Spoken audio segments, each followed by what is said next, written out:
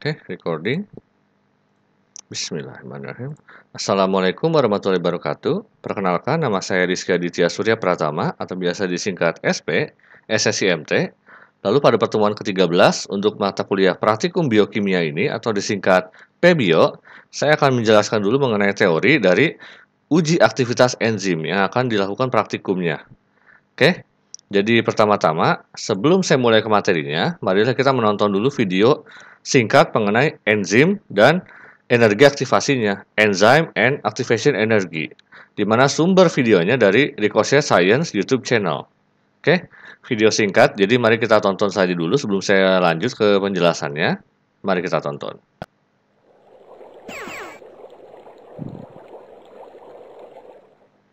Most of the chemical reactions that occur in your cells do not occur spontaneously. Instead, cells rely on proteins called enzymes to kickstart chemical reactions and speed them up, enabling cells to get the most out of the energy sources available to them. In fact, if it weren't for enzymes, chemical reactions would proceed too slowly to support life. This graph illustrates how enzymes speed up chemical reactions. Remember that in a chemical reaction, the reactants interact to form a product. The chemical reactants for this example are shown on the left, and the products on the right. The wall that separates them represents the activation energy. You can think of this wall as an energy speed bump. The larger the bump, the slower the reaction. The yellow speed bump represents a chemical reaction without an enzyme, and the orange speed bump represents the same reaction with an enzyme. As you can see, the orange speed bump is a lot lower. This is because the enzyme acts to physically bring the reactants together. By doing so, it increases the efficiency of the reaction and lowers the amount of energy needed for the reaction to occur. Since less energy is required, the reaction occurs at a faster rate. Notice that the enzyme does not influence the energy level of the reactants or the products, but only the amount of energy that is required during the process of the chemical reaction. Without the use of enzymes, many of our body's processes, such as digestion and the processing of nerve impulses, would simply occur too slowly. The addition of enzymes, however, speeds up these chemical reactions, making life as we know it possible. Oke, cukup singkat dan cukup jelas ya. Singkat, padat, dan jelas mengenai apa itu enzim dan bagaimana cara kerja si enzim tersebut. Oke, setelah menonton videonya barulah saya akan masuk ke teorinya, yaitu yang pertama seperti biasa, definisi enzim. Jadi, enzim itu adalah suatu senyawa organik yang bermolekul besar yang fungsinya adalah untuk mempercepat jalannya reaksi metabolisme dalam tumbuhan dan makhluk hidup ya, bukan hanya tumbuhan saja, tanpa mempengaruhi keseimbangan reaksi.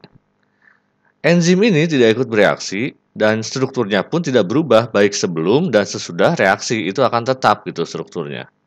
Dimana nama lain enzim adalah sebagai biokatalisator. Jadi katalis tapi dalam reaksi biokimia atau dengan kata lain dalam tubuh makhluk hidup.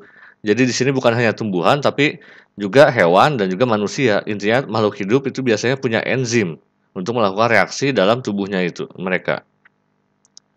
Bagian enzim yang aktif adalah sisi aktif atau active site dari enzim itu sendiri. Itu kira-kira sedikit trivia atau mulai dari definisi dan juga poin-poin penting mengenai enzim itu sendiri. Lalu, susunan enzim. Jadi enzim itu sebenarnya adalah yang menyusunnya adalah protein. Tapi proteinnya bukan yang protein struktural, tapi yang sifatnya adalah fungsional. Dan tidak semua protein itu bisa bertindak sebagai enzim. Jadi seperti ini kira-kira kalau dibuat jadi bagannya atau bukan klasifikasinya lah. Jadi enzim itu pasti terbentuk dari protein, di mana protein ini adalah akan membentuk enzim dari protein sederhana. Tapi bisa juga enzim ini dari gabungan protein plus bukan protein, namanya adalah enzim konjugasi.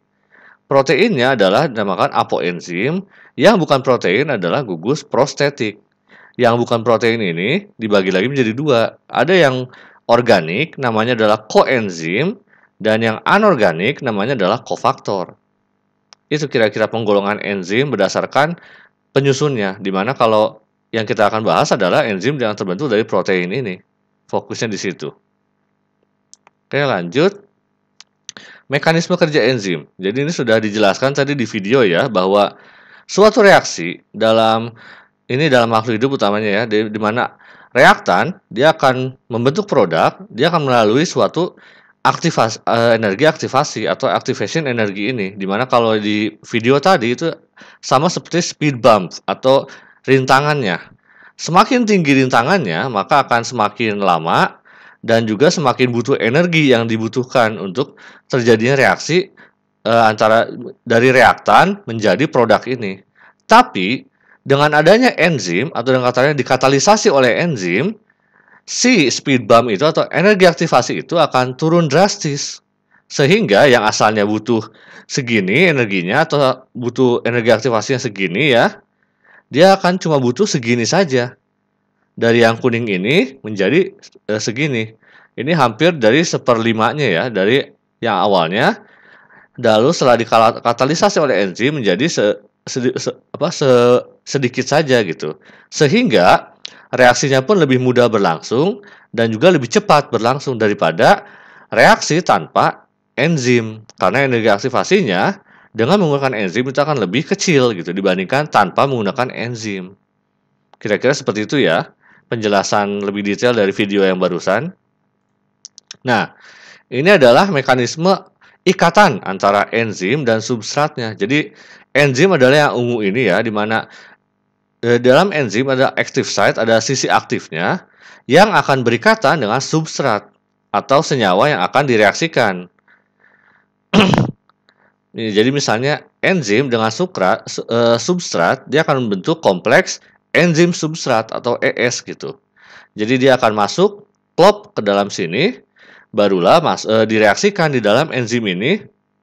Jadi akan dibantu atau dipercepat diturunkan energi aktivasinya selama berada dalam si enzim ini, sehingga pada saat keluar si misalnya ini sukrosa yang terdiri dari glukosa dan fruktosa, dia akan direaksikan menghasilkan glukosa dan fruktosa, produknya ini. Jadi setelah reaksinya berlangsung, si enzimnya langsung keluar lagi tanpa berubah struktur atau yang lainnya. Jadi si enzim bakal tetap sama sebelum dan sudah reaksi. Yang berubah hanyalah substrat yang akan diubah menjadi produk. Yang awalnya glukosa dan fruktosa, dia akan dipotong, dilepas menjadi glukosa dan fruktosa. Itu kira-kira mekanismenya, mulai dari pengikatan si substrat menjadi kompleks enzim substrat sampai akhirnya dia akan menjadi produk yang dilepas dan si enzimnya akan lepas juga gitu. Itu kira-kira lebih jelasnya mengenai apa sih yang terjadi dalam enzim itu. Nah, berikut adalah contoh-contoh untuk klasifikasi enzim. Jadi ada beberapa macam kelas ya untuk enzim-enzim ini, di mana masing-masing kelas itu memiliki tipe reaksi yang spesifik juga. Misalnya oksidoreduktase, contohnya nitrat reduktase enzimnya. Reaksinya itu untuk memisahkan dan menambahkan elektron atau hidrogen. Lalu transferase, contohnya adalah enzim kinase. Tipenya adalah memindahkan gugus senyawa kimia, transfer, jadi memindahkan gugus senyawa kimia. Ada juga hidrolase, contohnya protease, lipase, amilase. Ini untuk tipe reaksinya memutuskan ikatan kimia dengan penambahan air, jadi ada hidronya gitu. Dan seterusnya. Saya tidak akan bahas semuanya ya, karena ini panjang juga. Bisa tinggal di pause saja videonya dan dibaca sendiri. Oke, mengenai klasifikasi enzim ini. Next adalah, ini adalah faktor-faktor yang mempengaruhi aktivitas enzim. Ada 3 faktor yang utama, yaitu suhu, di mana peningkatan suhu dia akan menyebabkan peningkatan gerakan molekul secara acak dan akan memberikan tekanan terhadap ikatan molekular serta mempengaruhi energi aktivasi suatu reaksi. Jadi intinya seperti di gambar ini, laju reaksinya dia apabila suhunya bertambah dia akan semakin naik sampai pada suhu optimum enzim itu sendiri. Di sini misalnya untuk yang temperatur optimum untuk enzim di manusia itu akan maksimal di suhu sekitar 40 derajat. Tapi di atas 40 derajat dia akan turun lagi. Dan untuk enzim lainnya, ini misalnya enzim dari air panas ya, atau dari hot spring atau pemandian air panas prokariot, ini temperatur optimumnya ada sekitar 70 derajat. Jadi beda gitu enzim di tubuh manusia dengan enzim di prokariot di air panas. Itu suhu optimalnya untuk di manusia 40 derajat, di prokariot pemandian air panas itu sekitar 70 derajat. Jadi beda untuk yang temperatur optimumnya, di mana dia akan bekerja optimal pada temperatur optimalnya. Berikutnya adalah derajat keasaman atau pH, di mana stabilitas enzim itu tergantung interaksi ion antara residu asam amino yang bermuatan. Interaksi ini sangat peka terhadap konsentrasi hidrogen dalam larutan di mana enzim tersebut terlarut, dengan kata lain pH-nya. Contohnya ini, laju reaksinya, dia untuk pepsin dan tripsin itu beda.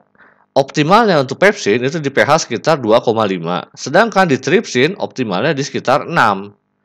Jadi kalau pH larutannya berbeda, maka kinerja si enzimnya pun akan berbeda, di mana pepsin akan memberikan kinerja lebih baik di pH rendah, sedangkan kalau tripsin dia akan memberikan kinerja yang lebih baik di pH yang mendekati netral. Itu kira-kira. Berikutnya adalah inhibitor, di mana inhibitor adalah senyawa S, ya ini kurang S, senyawa yang terikat pada enzim dan menurunkan aktivitasnya. Biasanya, produk akhir dari rangkaian reaksi yang menghambat reaksi sebelumnya. Jadi biasanya ini yang dihalang-halangi atau diinhibisi gitu. Supaya lebih jelasnya, ini kira-kira contoh inhibisi enzim. Ada dua tipe inhibisi enzim, yaitu ada bentuk kompetitif, ada yang non-kompetitif. Kalau yang kompetitif, si inhibitor dalam hal ini yang merah ini, dia akan, jadi ini untuk reaksi biasanya, jadi enzim nih, ada sisi aktifnya.